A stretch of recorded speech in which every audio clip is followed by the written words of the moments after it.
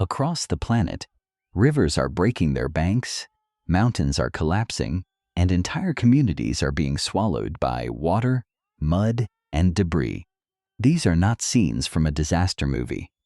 They are real moments caught on camera, some ending in narrow escapes, others in death, disappearance, and homes erased from the landscape.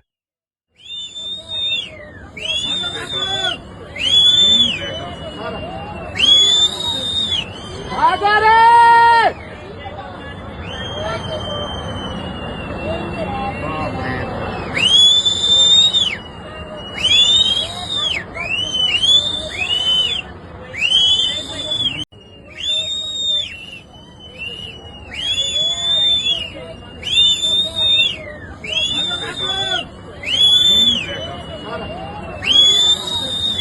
I got it!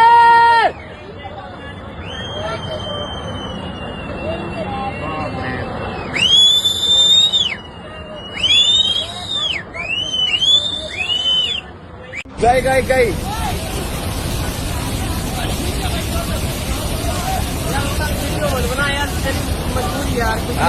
आजा आजा आजा आजा आजा आजा आजा आजा ले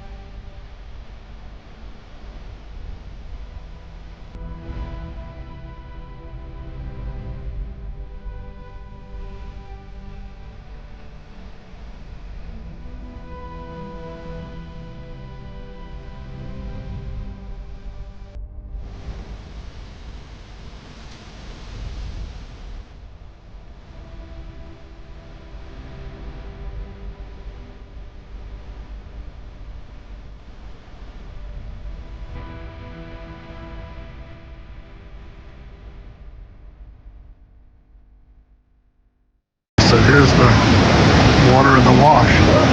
You can see it's kind of deep there, so easy to get yourself in a little bit of trouble if you don't know what to cross.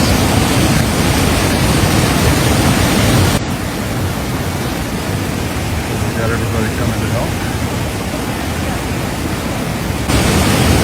She's being sucked down into the thing.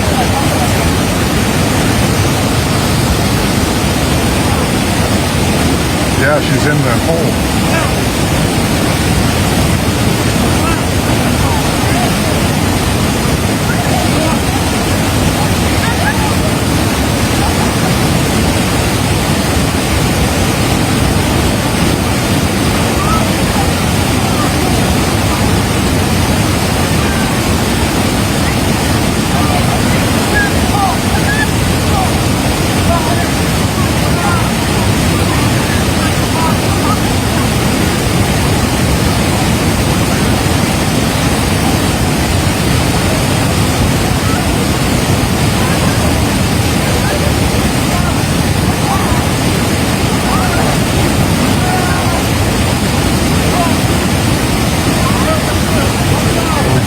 Another girl. That girl's downstream. It's the one who got sucked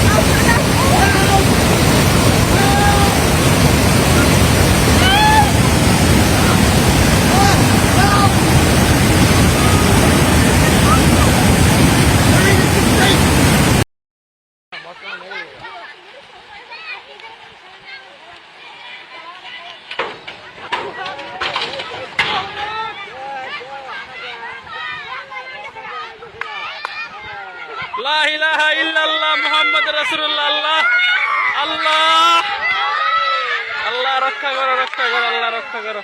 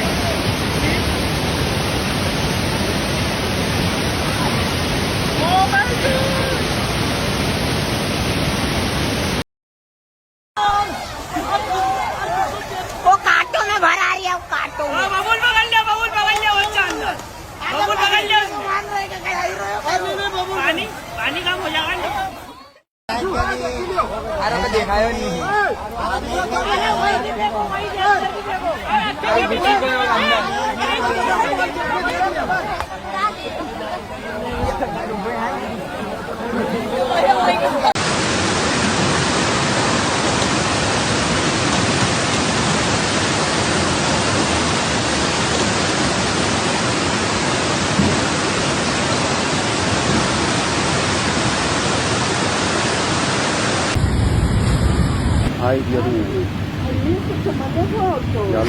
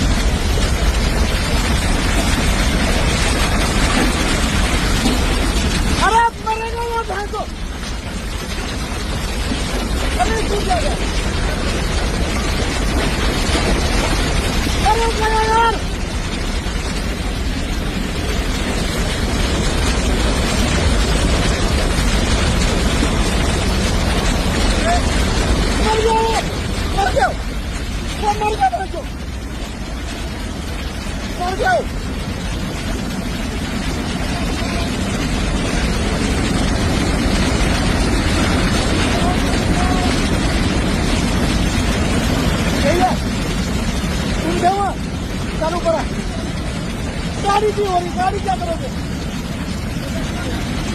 वो कहा गया दूसरा तुम ही थे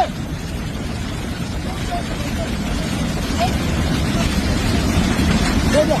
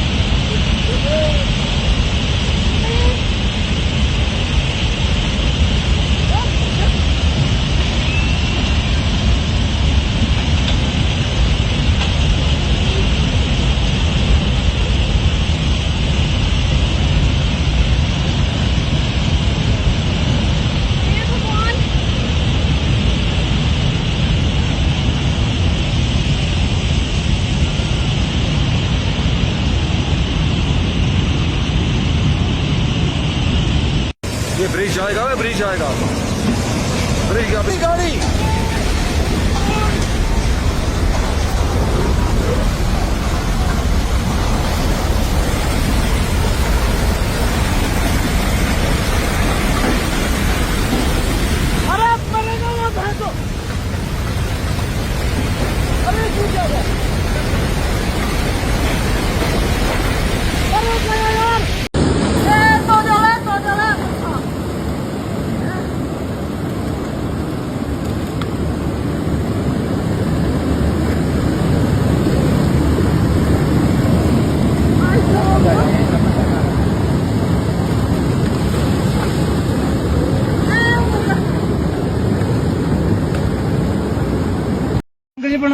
दोबारा आ रहा दोबारा। अरे हम तो इधर ही हैं हर्षमुखवा की तरफ। ये तो आ ही रहा लगातार यार। हाँ सुबह गए। अरे ये तो भयंकर स्थिति हो रखी है, पूरा मलबा ही मलबा। ये देखो ये दोबारा आ ही रहा है। वो देखो वो वो भी यही है। ये तो रेस्क्यू क्या होगा, ये तो इधर ही है स्टाफ। ठीक ठीक सब करते हैं।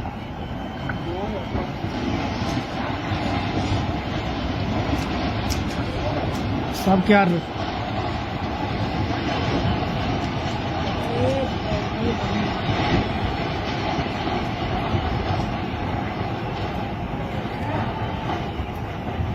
कुछ नहीं बचा, कुछ नहीं बचा। बहुत ही ज्यादा भी जो कि परिस्थिति हो गई है। आप देख सकते हैं पूरा जो ये गांव है पता भी नहीं चल रहा। हमारा मार्केट था पूरा बर्बाद हो गया। यहाँ पे हमारा कल्प केदार मंदिर तो सारा पता ही नहीं चल रहा है कि यहाँ पे कब मार्केट भी था। यहाँ पे आप देख सकते हो बहुत ही बुरी। और अभी कोई ये नहीं है कि आ भी सकती है अभी।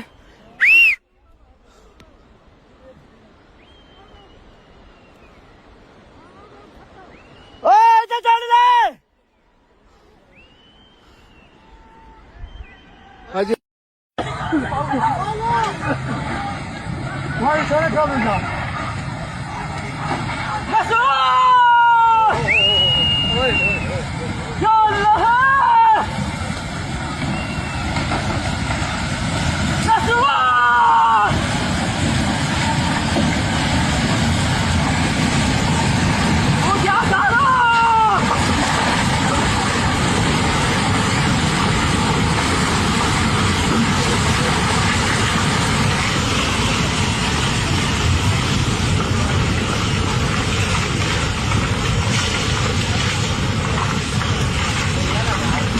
मोटरसाइकिल भी क्यों पारो।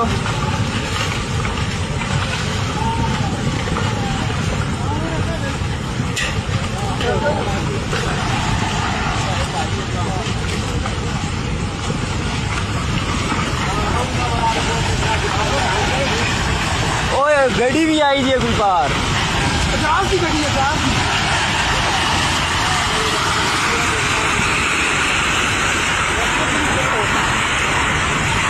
لا حول ولا قوة إلا بالله العظيم.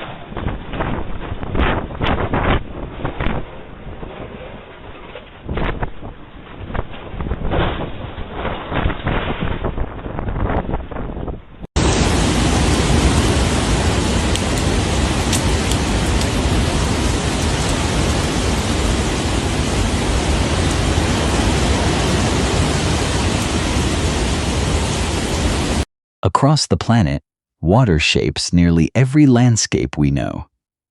It carves valleys, feeds forests, sustains cities, and makes human life possible. But when the atmosphere releases more water than the ground, rivers and drainage systems can contain, that same life-giving force becomes one of nature's most relentless hazards. Roads disappear beneath violent currents. Rivers break beyond their banks. Entire neighborhoods are cut off. Cars begin to float. Walls collapse under pressure. And homes built over generations can be torn from their foundations. In the most dangerous situations, people are caught with almost no time to understand what is happening, much less escape. The images captured during extreme floods are terrifying, but they also reveal something important. Floods are not simply the result of too much rain. They are the final outcome of a much larger process, one that begins in the atmosphere, is transformed by the landscape, and becomes a disaster when it reaches vulnerable communities. To understand why floods can look so different from one place to another, we first have to understand how water reaches the land. Every thunderstorm needs 3 basic ingredients: moisture, unstable air, and a mechanism capable of lifting that air upward. Warm, humid air near the surface is less dense than the cooler air above it. When it begins to rise, it expands and cools. Water vapor then condenses into cloud droplets, releasing heat into the surrounding atmosphere and allowing the cloud to grow even higher, denser. Under the right conditions, this process produces towering thunderstorms capable of releasing enormous amounts of rain over a relatively small area. When a storm remains nearly stationary, or when several storms repeatedly pass over the same location, rainfall can accumulate much faster than rivers and drainage systems can respond. But thunderstorms are only one source of extreme rainfall. Monsoon systems can deliver weeks of seasonal rain across vast regions. Atmospheric rivers, long, narrow corridors carrying concentrated water vapor, can transport moisture across entire oceans before releasing it over land. Large mid-latitude storm systems can produce widespread rain when warm and cold air masses collide, and tropical cyclones can carry immense quantities of heat and moisture from the ocean deep into populated areas. Hurricanes, typhoons, and tropical cyclones are different regional names for the same type of storm, a rotating, organized, warm-core low-pressure system that develops over tropical or subtropical water. Their formation requires a delicate combination of conditions. The ocean must generally be at least 80 degrees Fahrenheit, or about 26.5 degrees Celsius, with warm water extending well below the surface. The atmosphere must contain abundant moisture.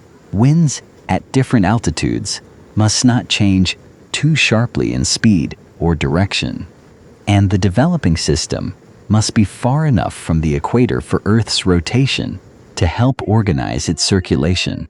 When these conditions come together, a tropical cyclone begins operating like a massive heat engine. Warm seawater evaporates into the lower atmosphere. Moist air spirals toward the low-pressure center and rises inside powerful thunderstorms. As the water vapor condenses, it releases stored heat. That heat makes the air more buoyant, further lowering the pressure below and drawing even more moisture into the storm. A mature cyclone may develop a relatively calm eye at its center. Around it stands the eye wall, a ring of intense thunderstorms containing the storm's strongest winds and some of its heaviest rain. Beyond the eye wall, spiral rain bands can extend hundreds of miles from the center. This is why a community does not have to be struck directly by the eye of a storm to experience catastrophic flooding. Torrential rain can fall far inland, sometimes long after the cyclone has weakened below hurricane strength. And this leads to one of the most important facts about flood disasters.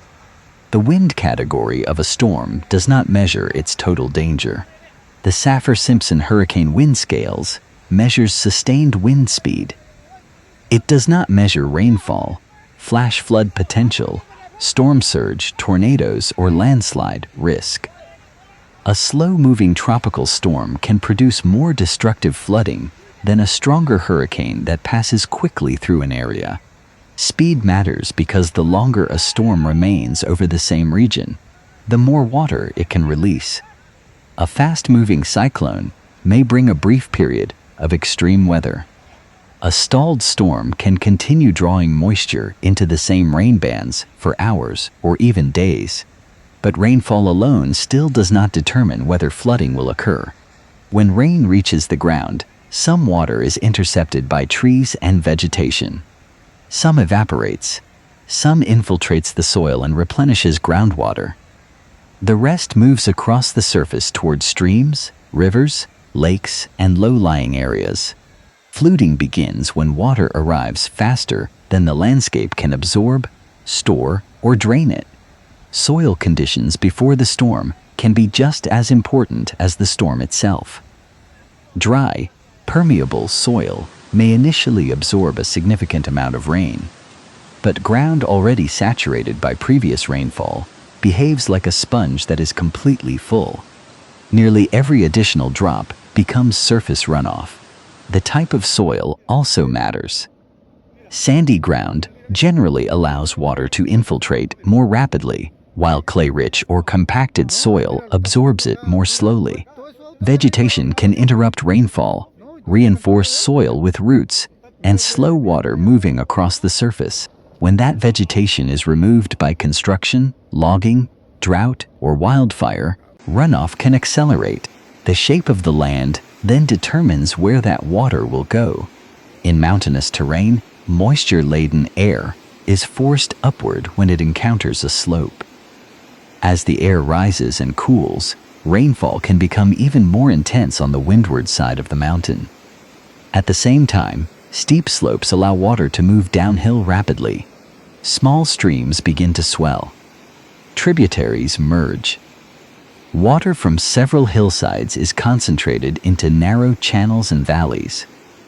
A rainfall event that would create temporary street flooding on flat land can become a fast-moving wall of water in a mountain settlement. This is the environment in which flash floods become especially dangerous. Unlike broad river floods that may develop over several days, flash floods can rise within minutes or hours. They often carry much more than water. Mud, trees, broken structures, boulders, and vehicles can become part of the flow, increasing its weight and destructive power. A clear stream can suddenly become a thick brown current filled with debris. Bridges can act as temporary dams when trees and wreckage collect against them. If that blockage fails, the water stored behind it may be released in a sudden surge, striking communities farther downstream. Narrow valleys create another problem. There is very little room for the water to spread out. The same volume of runoff is forced through a smaller space, increasing depth and velocity. People living on seemingly elevated ground may still be at risk if their homes sit on an old flood channel, debris fan, or low terrace beside a mountain stream. Heavy rain can also destabilize the slopes above them. As water infiltrates soil and fractured rock, it changes the balance of forces holding the slope together. The material becomes heavier, while rising water pressure within the ground reduces its resistance to movement. Once gravity overcomes that resistance, rock, earth, and vegetation can begin sliding downhill. Some landslides move as a solid mass.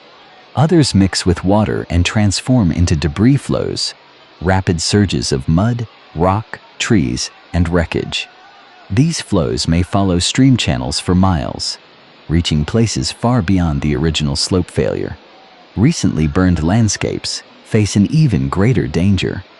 Wildfire removes vegetation and can alter the surface of the soil, reducing its ability to absorb rainfall. On steep burn scars, even a relatively modest storm may generate destructive runoff and debris flows. This means the danger does not end when a wildfire is extinguished. For months or even years, heavy rain can create a second disaster in the same landscape. In cities, flooding operates differently. Roads, parking lots, sidewalks, roofs, and other paved surfaces prevent water from soaking into the ground. Instead, rainfall is rapidly directed into gutters, drains, canals, and streams.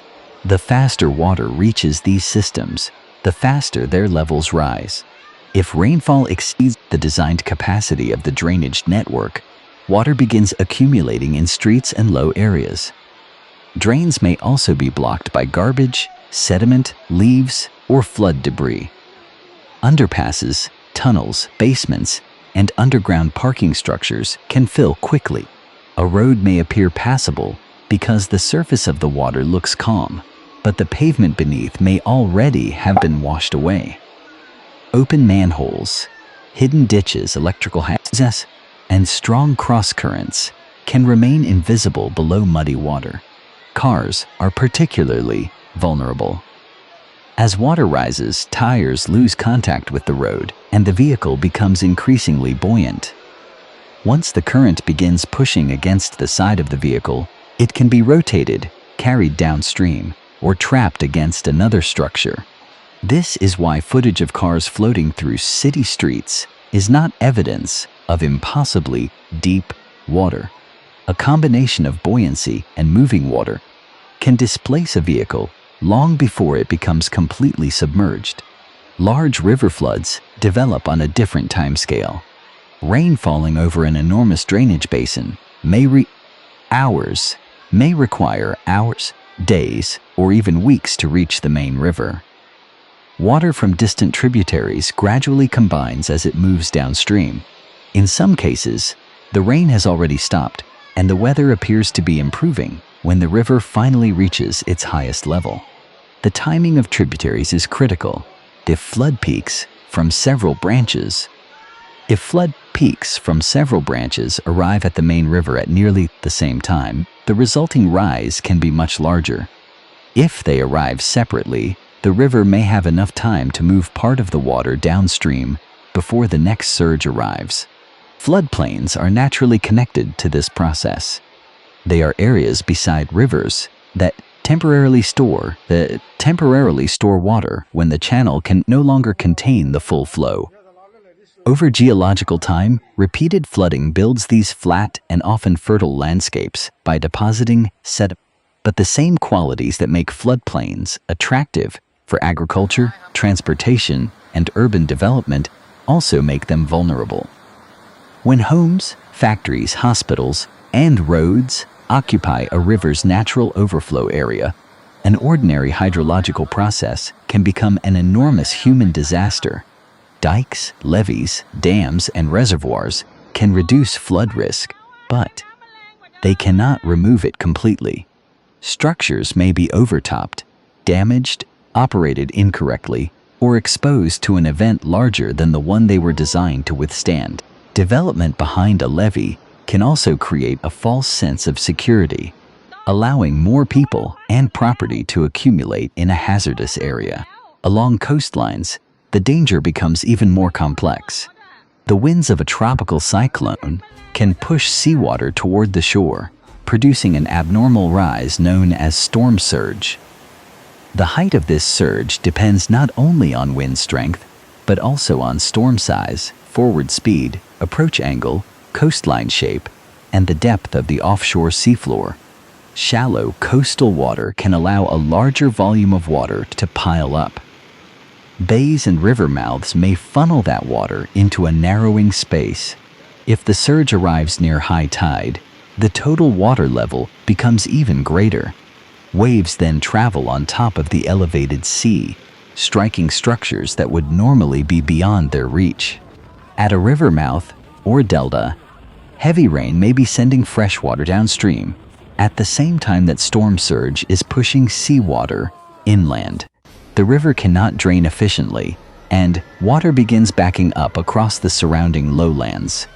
This is known as compound flooding, multiple sources of water interacting at the same time. Rainfall, river discharge, storm surge, high tide, waves, and overloaded urban drainage can combine to produce flooding much worse than any single factor would create alone. Other floods can begin in the frozen regions of the world. As glaciers retreat, lakes may form behind unstable barriers of ice or loose sediment. A landslide, ice avalanche, rapid melting, or structural failure can suddenly release the lake.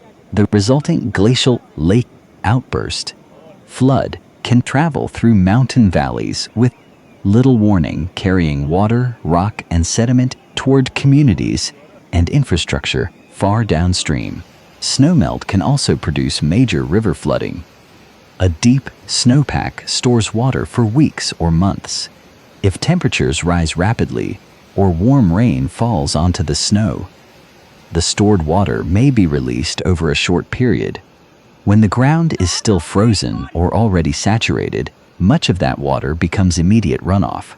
Despite their different origins, all floods share one fundamental characteristic. They move energy through the landscape. The danger is not determined by water depth alone. Velocity, debris content, duration, temperature, and contamination all matter. Fast-moving water can undermine foundations, strip pavement from roads, erode bridge supports, and break through walls. A debris-filled current is even more destructive because every floating object becomes a potential impact weapon. Floodwater also changes the ground beneath structures.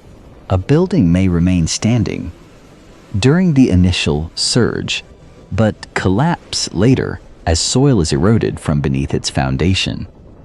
Bridges can fail after repeated impacts or after the current removes material around their supports. The damage continues even after the water begins to recede.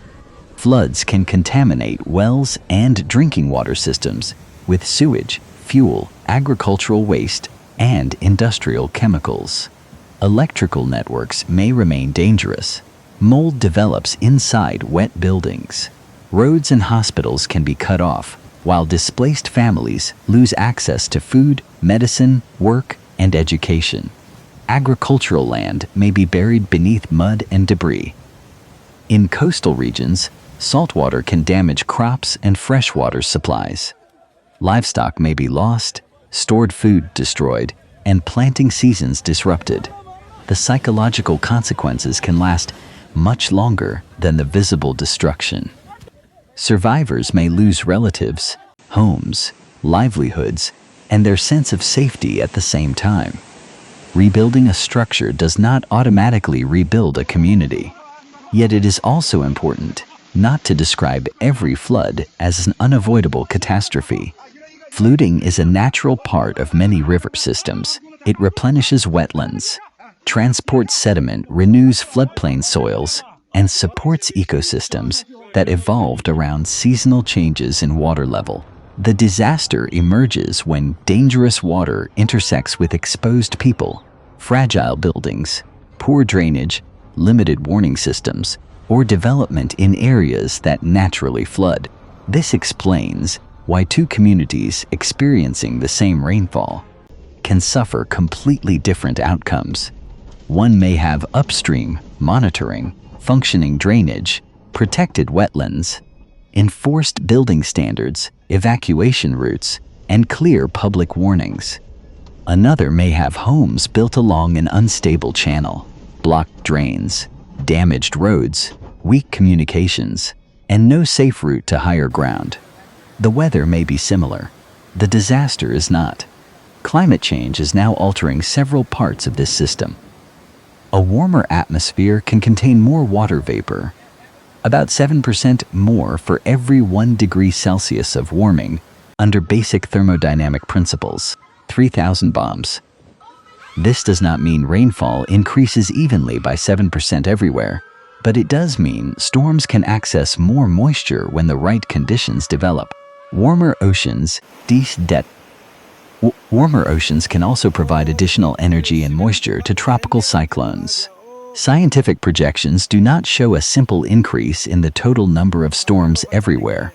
Instead, the greater concern is that tropical cyclones may produce heavier rainfall, and that a larger proportion could reach the highest intensity levels. Sea level rise creates another compounding threat.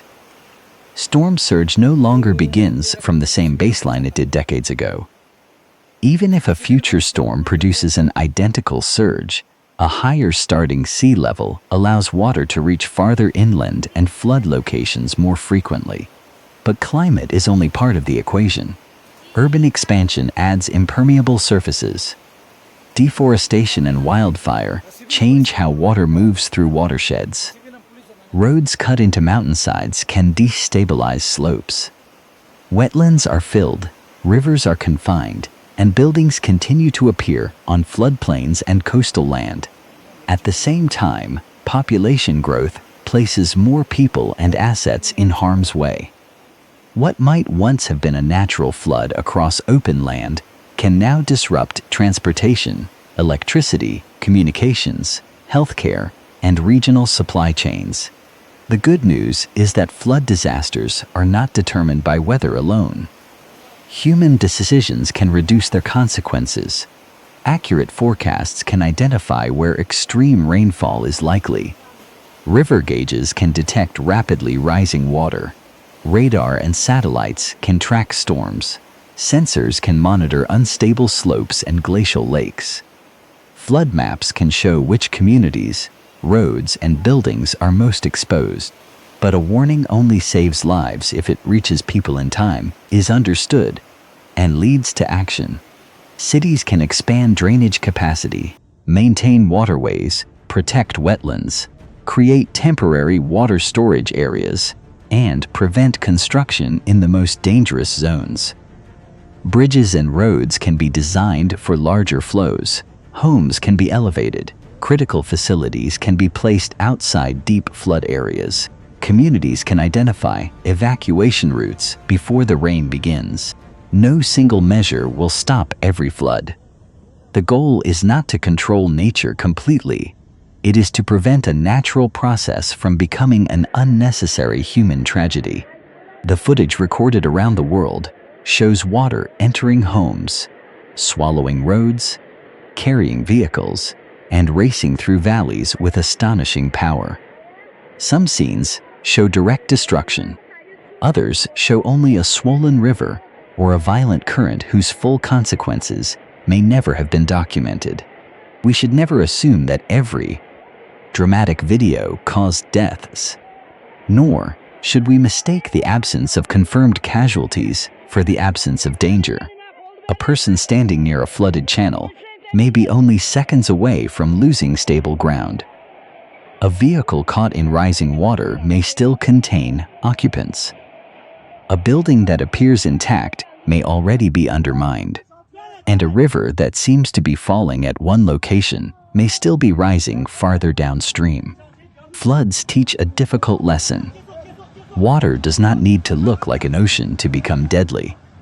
It only needs enough depth, speed, and time to overcome the landscape and anyone caught within it. From mountain villages and crowded cities to river plains, deserts, deltas, and coastlines, every region transforms water in its own way. The storm supplies the moisture, the terrain directs it. The built environment either slows it down or accelerates it, and preparedness often determines whether the final result is disruption, destruction, or tragedy. These extreme floods are not isolated spectacles. They are evidence of a connected physical system operating across the planet, a system powered by heat, gravity, water, and the shape of the land. Understanding that system does not make the images less terrifying, but it does make their warning impossible to ignore.